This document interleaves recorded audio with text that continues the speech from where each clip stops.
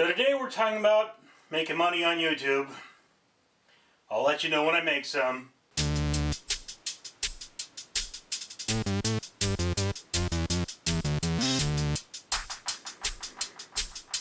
Alrighty folks, I'm fat, I'm naked. This is either a naked blog or, well, a very, very interesting situation that we probably shouldn't be talking about.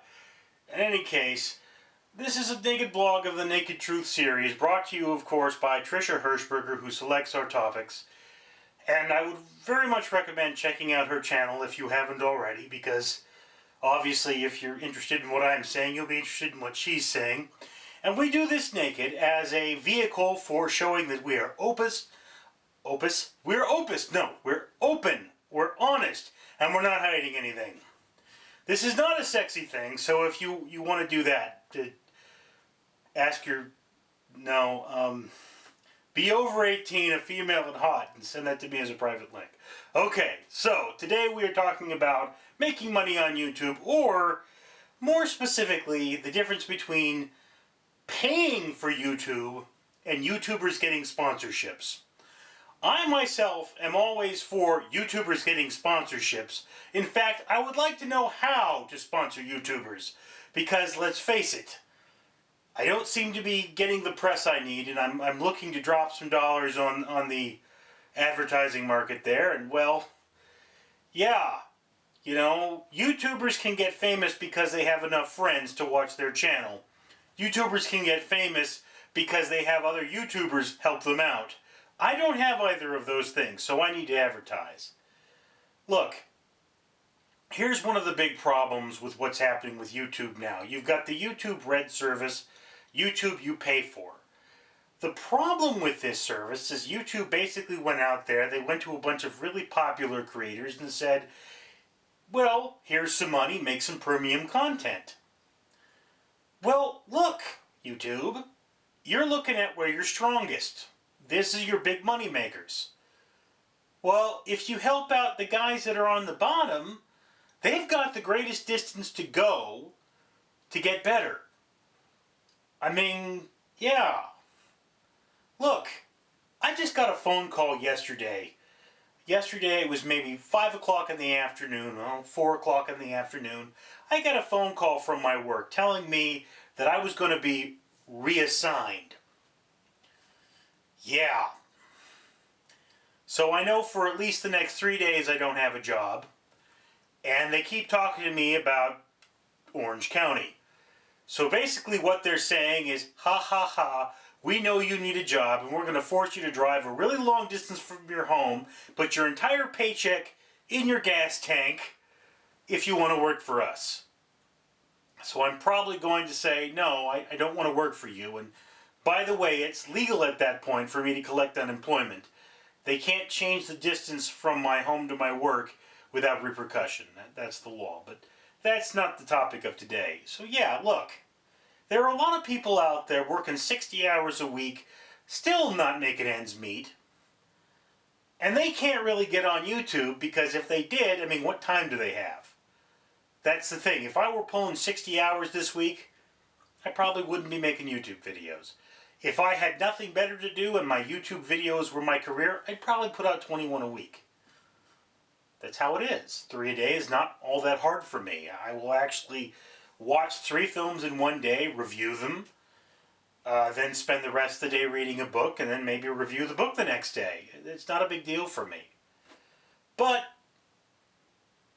that's the problem, is YouTube keeps going, let's go for where we're strong instead of addressing where we're weak.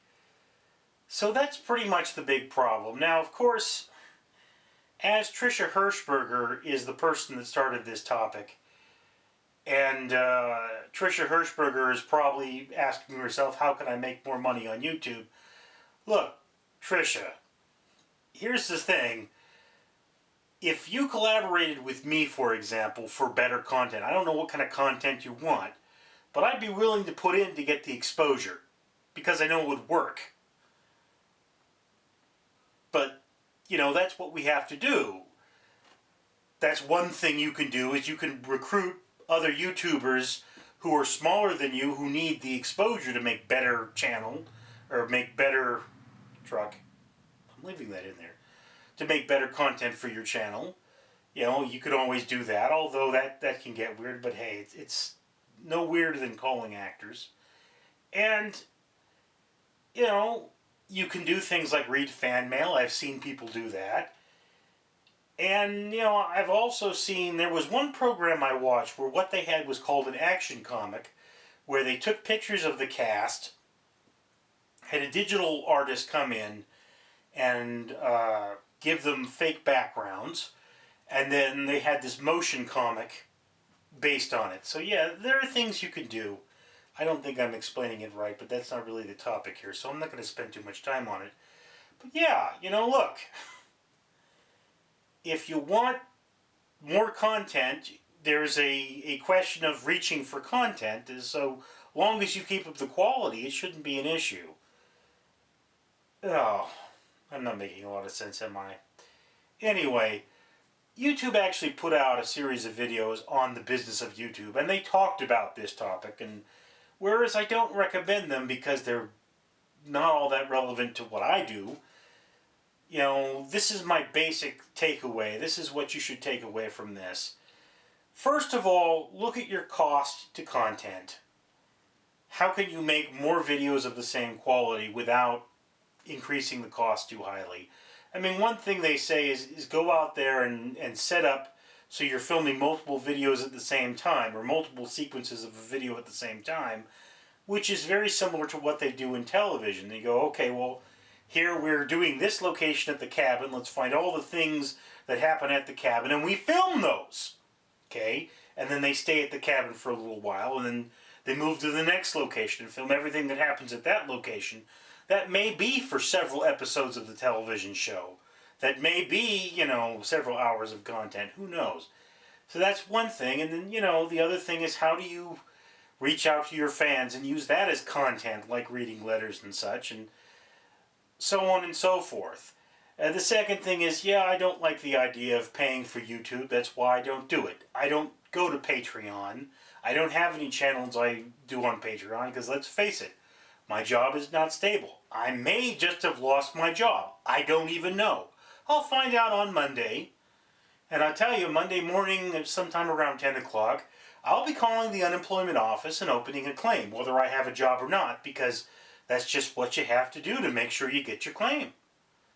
You know, I'm getting too experienced at this in this economy.